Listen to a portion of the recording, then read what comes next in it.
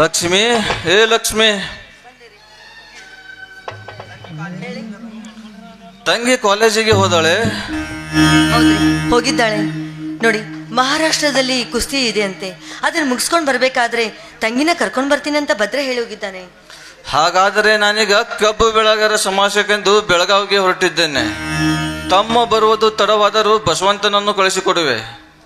ಹೌದ್ರಿ, ಮೊನ್ನೆ ನಡೆದ ರೈತರ ಸಮಾವೇಶದಲ್ಲಿ ತಾವು ಅಧ್ಯಕ್ಷರಾಗಿ ಭಾಷಣ ಮಾಡಿದ್ರಿ.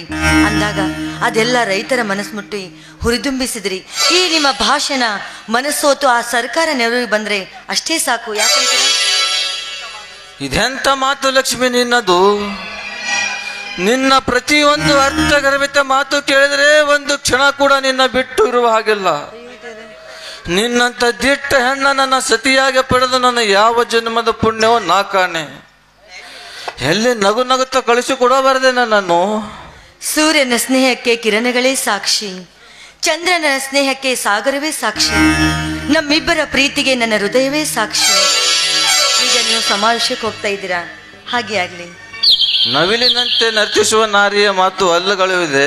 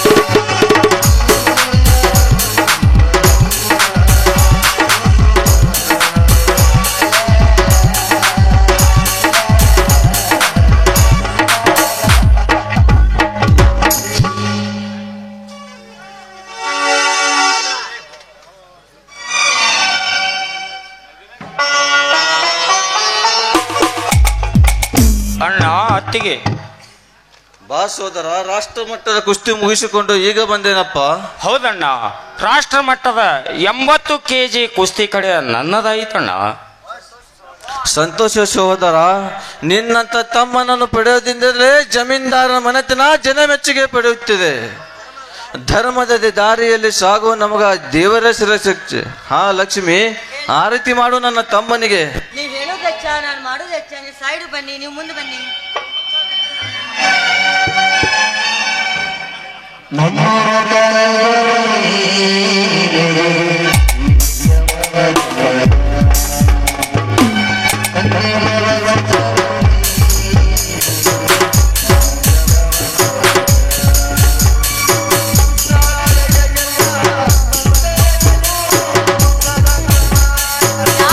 ನಾಯಿ ಕಣ್ಣು, ರಂಡೆ ಕಣ್ಣು, ಮುಂಡೆ ಕಣ್ಣು, ಹಾಳಾದ್ರೂ ಕಣ್ಣು, ಈ ಊರನ್ ಮಂದಿ ಕಣ್ಣು ನಿನ್ ಮ್ಯಾಲ ಬೀಳದೆ. ರಾಜಕುಮಾರ, ಯಾರ ಮೇಲೆ ಲವ್ ಮಾಡಕ್ ಹೋಗ್ಬೇಡ. ನೋಡಪ್ಪ ರೀ, ನಿಮ್ಮಲ್ಲಿರುವಂತ ಧೈರ್ಯ ಶಕ್ತಿ ನನ್ನ ಮೈದಾನಲ್ಲಿ ತುಂಬಿ ಹರಿತಾ ಇದೆ.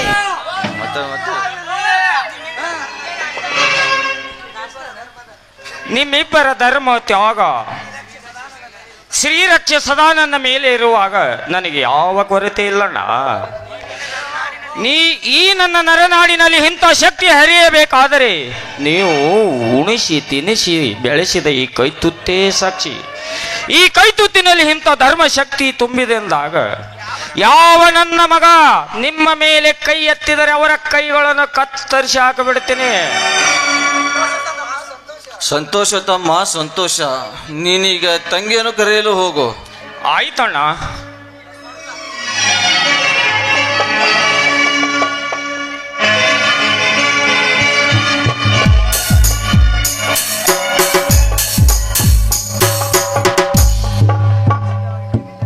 ಜಮೀನ್ದಾರೆ, ಗಾಡಿ ಸಿದ್ಧವಾಗಿದೆ. ಎಲ್ಲ ಕಾಗದ ಪತ್ರ ತಗೊಂಡಿದ್ಯಾ? ತಗೊಂಡಿದ್ದೇನೆ. ತಾವು ಈಗಾಗಲೇ ಬಂದು ಬಿಡಿ. ಆಯ್ತು ಲಕ್ಷ್ಮಿ, ತಮ್ಮ ಬರುವ ತನಕ ಮನೆ ಕಡೆ ಜೋಪಾನವಾಗಿರು. ಆಯ್ತು, ನೀವು ಆದಷ್ಟು ಬೇಗ ಬಂದ್ಬಿಡಿ. ನಿಮ್ಮನ್ನು ಬಿಟ್ಟಿರೋದಕ್ಕೆ ನನ್ನ ಮನಸ್ಸೇ ಆಗ್ತಾ ಇಲ್ಲ ರೀ. ಆಯ್ತು, ನಾನು ಬೇಗ ಬಂದು ಬಿಡ್ತೇನೆ. ಹೋಗಿ ಬನ್ನಿ.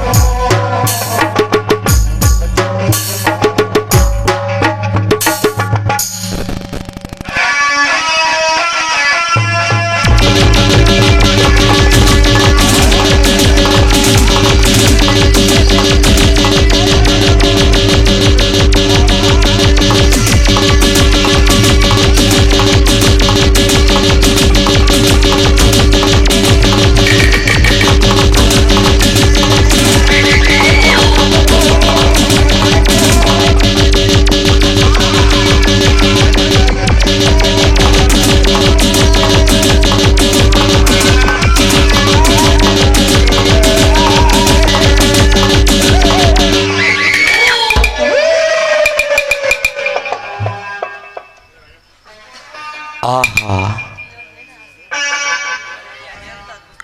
ಅದೆಂಥ ಅದ್ಭುತ ಸೌಂದರ್ಯದ ಸೊಬಗು ತುಂಬಿಕೊಂಡಿದೆ. ಏನಿವಳ ಮೈಮಾಟ, ಮೋಹಕ ಕೂಟ, ಕೆಸರಿನಲ್ಲಿ ಅರಳಿದ ಕಮಲದಂತೆ, ಮುಳ್ಳುಗಳಲ್ಲಿಯ ಗುಲಾಬಿಯಂತೆ. ಆ ಬೇಲೂರಿನ ಶಿಲಾಬಾಲಿಕೆ ಜೀವಂತ ಕಲೆ ಇವಳಲ್ಲಿ ತುಂಬಿಕೊಂಡಿದೆ. ಈ ಅಪ್ರತಿಮ ಸೌಂದರ್ಯ, ಅಗಾಧ ಸೌಂದರ್ಯ ನನ್ನ ಮನದಾಳದಲ್ಲಿ ಹುಡುಗಿದ ಸೌಂದರ್ಯವನ್ನ, ಸುಪ್ತ ಕಾಮನೆಗಳನ್ನ ಹುಡಿದೆಬ್ಬಿಸುತ್ತದೆ. ಇವಳನ್ನ ಅಪ್ಪಿ ಮುದ್ದಿಸೆಂದು, ಏನೇ ಆಗ್ಲಿ ಇದು ಒಳ್ಳೆಯ ಸಮಯ. ಅವಳನ್ನು ಅನುಭವಿಸಲೇಬೇಕು. ಹಾ ಲಕ್ಷ್ಮಿ, ಯಾರವರು? ಹಾ ನಾನೇ, ಅನೇಕ ಫ್ಯಾಕ್ಟರಿಗಳ ಒಡೆಯ ಮಹಾ ಉದ್ಯಮಿ ಚಕ್ರವರ್ತಿ ಚಂದ್ರಕಾಂತ್. ಇರಬಹುದು. ತಾವು ಇಲ್ಲಿಗೆ ಬಂದ ಕಾರಣ? ಬಂದ ಕಾರಣ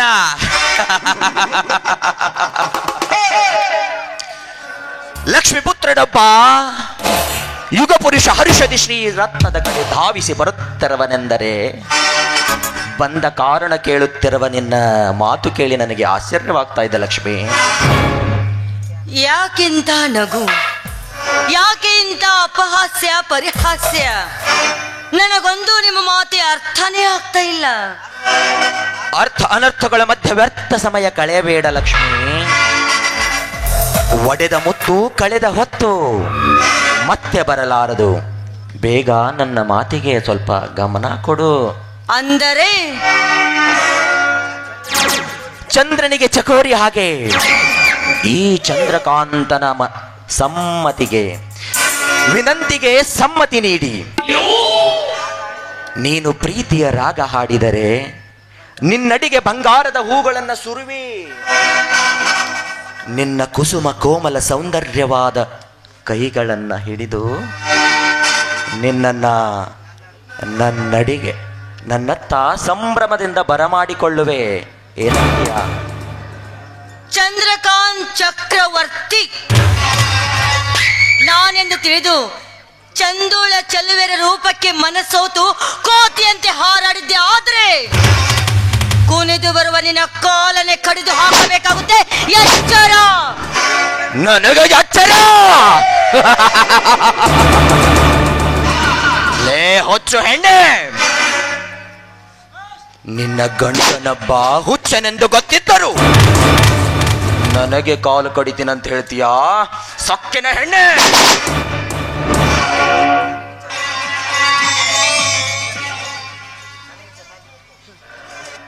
ನೀನು ಯಾರು ಅಂತ ನನಗೂ ಚೆನ್ನಾಗಿ ಗೊತ್ತು. ಮಾತೇರ ನುಡಿಯೇನೆ ಗೊತ್ತಿಲ್ಲದೆ ಕಾಮದ ಪಿತ್ತ ನೆತ್ತಿಗೇರಿಸಿಕೊಂಡ ನೀನೊಬ್ಬ ಕಾಮಾನಿ ಅಂತ ಗೊತ್ತು. ಆದ್ರೆ ಪತಿರತೆ ಸ್ತ್ರೀಯನ್ನು ಬಯಸುವ ನೀನೊಬ್ಬ ಕತ್ತೆ. ನೀನು ಲಕ್ಷ್ಮೀ ಓವಿನ ಹೆಡೆಯನ್ನೇ ಮಲ್ಲನಿಗೆ ಕೊಚ್ಚೆಯೆಂದು ಉಚ್ಚರಿಸುವೆಯಾ? ಮುತ್ತಿದ ಹೆಣ್ಣು ತಟ್ಟಿದ ಭೂಮಿ ಎಂದು ಬಿಟ್ಟವನಲ್ಲ ಈ ಚಂದ್ರಕಾಂತ ಚಕ್ರವರ್ತಿ.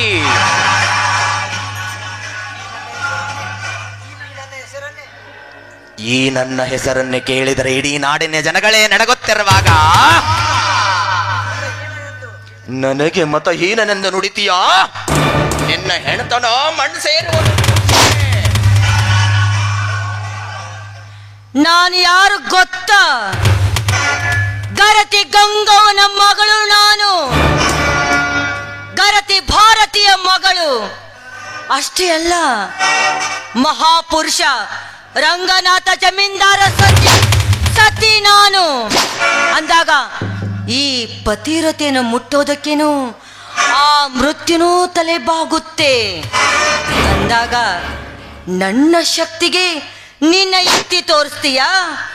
ಹಾಗಾದ್ರೆ ನನ್ನ ಕೆಣಕಲು ಬಂದಿದ್ಯಾದ್ರೆ ನನ್ನ ಕೈಯಲ್ಲೇ ನಿನ್ನ ಮರಣ ಮಹಾನವಮಿಯ ರಕ್ತ ಕಾಣಬೇಕಾಗುತ್ತೆ. ನೆನಪಿನಲ್ಲಿಟ್ಟುಕೋ. ಲಕ್ಷ್ಮೀ ಸಾವಿರ ಆಳಿನ ಶಕ್ತಿವಂತ ಭುಜಬಲ ಪರಾಕ್ರಮೇ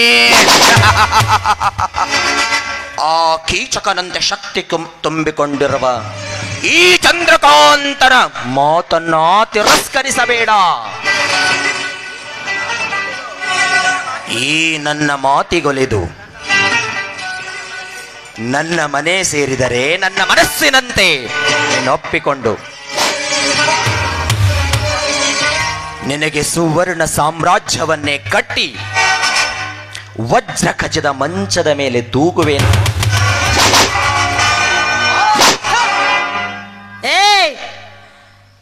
पैसे मेरे पास रहे तो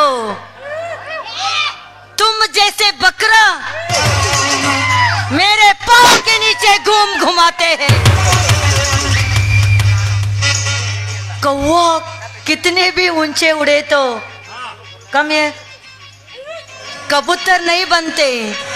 ले सौकार निನ್ನ ಸುವರ್ಣ ರಾಜ್ಯ, ನಿನ್ನ ಸುವರ್ಣ ಮಂಚ ಕೇವಲ ನನ್ನ ಗಂಡ ಬಿಟ್ಟು ಮೆಟ್ಟಿರೋ ಹರಕು ಚಪ್ಪಲಿಗೆ ಸಮಾನ.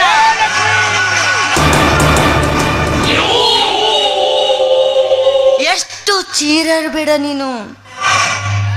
ऊंची आवाज मुझे ना पसंद.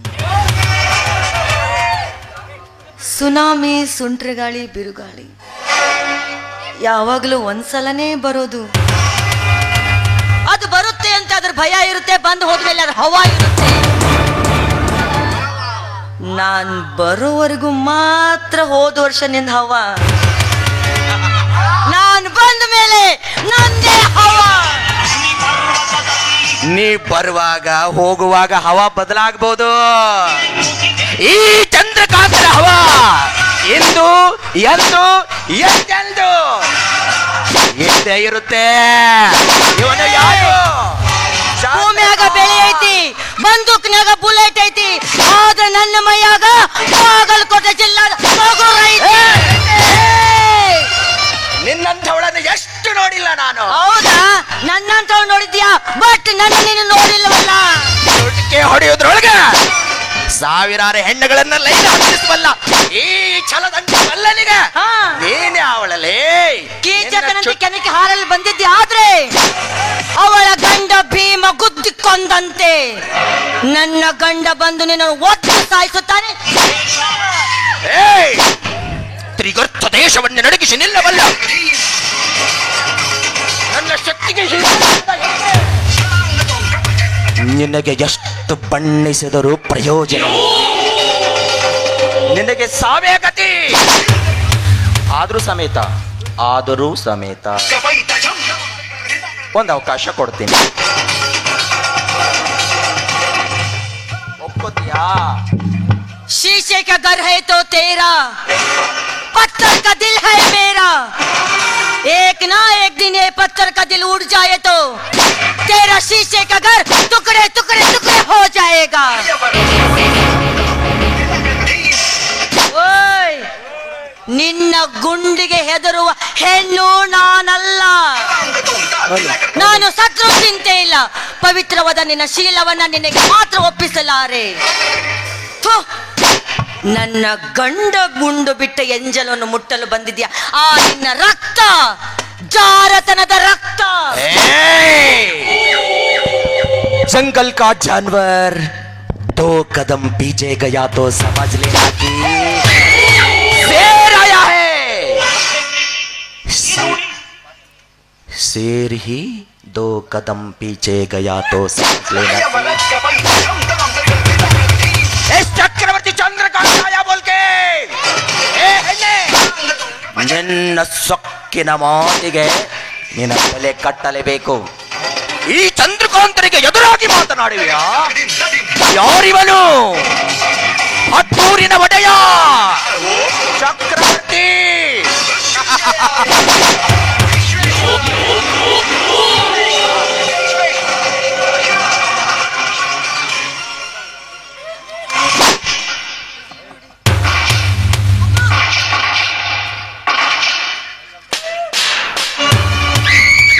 ಈ ಚಂದ್ರಕಾಂತನಿಗೆ ಎದುರಾಗಿ ಯಾರಾದ್ರೂ ಮಾತಾಡಿದ್ರು ಇದೇ ಗತಿ. ಪಾಪಿ, ಕೊನೆಗೂ ನನ್ನ ಗುಂಡಿಟ್ಟು ಕೊಂದ್ಬಿಟ್ಟಿ ಅಲ್ಲೋ ಚಂದ್ರ. ಈ ರೀತಿ ನನಗೆ ನೀನು ಮೋಸ ಮಾಡ್ತೀಯ ಅಂತ ನಾನು ಅನ್ಕೊಂಡಿರ್ಲಿಲ್ಲ. ಆದ್ರೂ ನಿನ್ನಂತ ವಿಷಯದ ಹಾವನ ಹಲ್ಲನ್ನು ಕಿತ್ತು ಹಾಕೋದಕ್ಕೆ ಹಾವಾಡಿಗ ನನ್ನ ಮೈದುನ ಇಲ್ಲಿಗೆ ಬಂದೇ ಬರ್ತಾನೆ.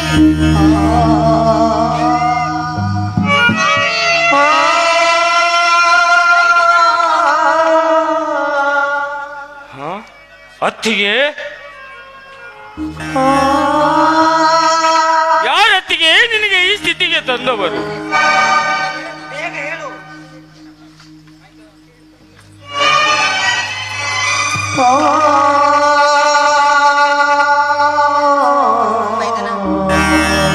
ಇದರ ಸೇಡನ್ನು ನಿನ್ನ ತೀರಿಸಿಕೊಳ್ಳಲೇಬೇಕು.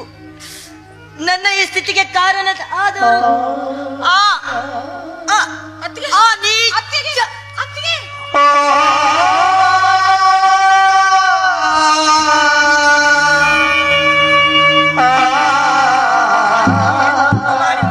ಹೊತ್ತಿಗೆ ತುತ್ತು ಮಾಡಿ ಉಣಿಸಿ ತಿನಿಸಿ ಬೆಳೆಸಿ ನಮ್ಮನ್ನು ಬಿಟ್ಟು ಬಹುದು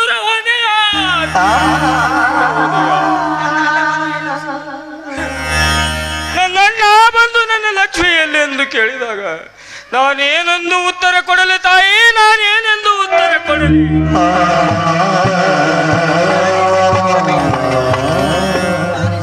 ನೂರು ಆನೆ ಶಕ್ತಿ ನಿನ್ನ ಮೈದುನಲ್ಲಿ ಇದ್ದರು ನಿನ್ನನ್ನು ರಕ್ಷಿಸಿಕೊಳ್ಳಲು ಆಗಲಿಲ್ಲ. ಅತ್ತಿಗೆ, ನಿನ್ನನ್ನು ರಕ್ಷಿಸಿಕೊಳ್ಳಲು ಆಗಲಿಲ್ಲ.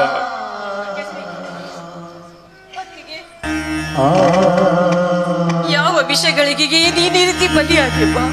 ಯಾಕೆ ಈ ರೀತಿ ಎಲ್ಲ ಆಯ್ತು? ಇದೆಲ್ಲ ಯಾಕೆ ಅಂತ. ಆದ್ರೆ ಅತ್ತಿಗೆ ಒಂದ್ಸರಿ ಕಣ್ಬಿಟ್ಟು ನೋಡು, ಈ ನಿನ್ನ ಪ್ರೀತಿಯ ಭಾಗ್ಯ ಬಂದಿದ್ದಾಳೆ.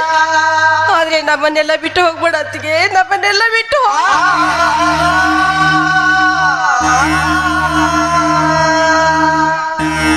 ಭದ್ರ, ಏನಿದೆಲ್ಲ ಅವಸ್ಥೆ? ನನ್ನ ಲಕ್ಷ್ಮಿಗೆ ಏನಾಗಿದೆ? ಹೀಗೇಕೆ ಬಿದ್ದಿರುವ ರಕ್ತದ ಮಡುವಿನಲ್ಲಿ? ಏನಾಯ್ತು ನನ್ನ ಲಕ್ಷ್ಮಿಗೆ?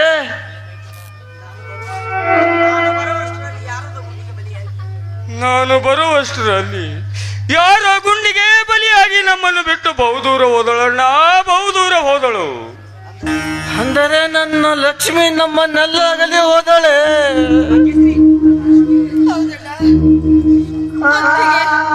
ನಮ್ಮನ್ನೆಲ್ಲ ಬಿಟ್ಟು ದೂರ ಹೊರಟೋದ್ಲಣ್ಣ. ನಮ್ಮನ್ನೆಲ್ಲ ಪರದೇಶನಾಗಿ ಮಾಡಿ ಹೊರಟೋಗ್ಬಿಟ್ಲಣ್ಣ, ಹೊರಟೋಗ್ಬಿಟ್ಲು. ಲಕ್ಷ್ಮಿ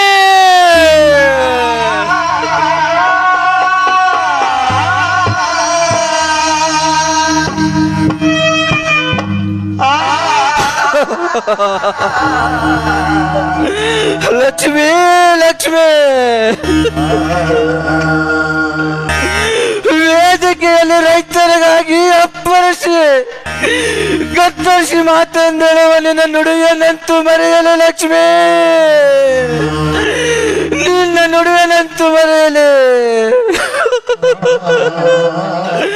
ಅರಿತು ಸಂಸಾರ ಮಾಡುವ ನಿನ್ನಂತ ಸತಿ ಕಳೆದುಕೊಂಡು ನಾನೇನು ಸಾಧನೆಗೆಯಲ್ಲಿ ಹೇಳು ಲಕ್ಷ್ಮಿ, ಹೇಳು.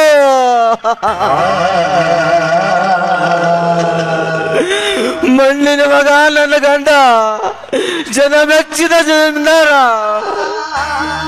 ಎಂದು ಹೆಮ್ಮೆಯಿಂದ ಎದೆ ತಟ್ಟಿ ಹೇಳುವ ನೀನೇ ಸತ್ತು ಹೋದಾಗ ನನಗಿನ್ಯಾವ ಬಾಳಿನ ಚಿಂತೆ? ಹೇಳು ಲಕ್ಷ್ಮಿ, ಹೇಳು.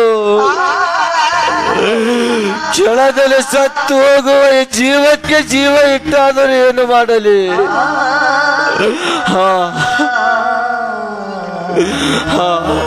ನನ್ನ ತಮ್ಮ ಮತ್ತು ನನ್ನ ತಂಗಿಗೋಸ್ಕರ ಆದರೂ ನಾ ಬಾಳಲೇಬೇಕು.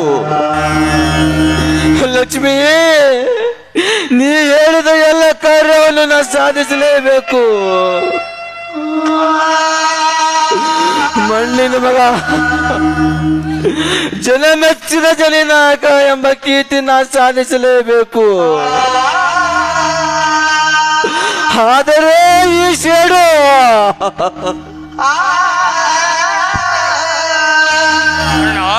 ಅದಕ್ಕೆ ನಾನಿದ್ದೇನೆ. ನನ್ನ ಅತ್ತಿಗೆ ಪ್ರಾಣ ತೆಗೆದ ಆ ಕೊಲೆಗಾರ ಎಂದು ನನಗೆ ತೋರಿಸಿಕೊಡು. 10 ನಿಮಿಷದಲ್ಲಿ ಅವನ ರಕ್ತವನ್ನು ಹರಿದು ಅವನ ಶಿರವನ್ನು ಕತ್ತರಿಸಿ ನನ್ನ ಅತ್ತಿಗೆ ಪಾದಕ್ಕೆ ರಕ್ತಾಭಿಷೇಕ ಮಾಡದಿದ್ದರೆ ನಾನು ನಿನ್ನ ತಮ್ಮ ವೀರಭದ್ರನೇ ಅಲ್ಲ.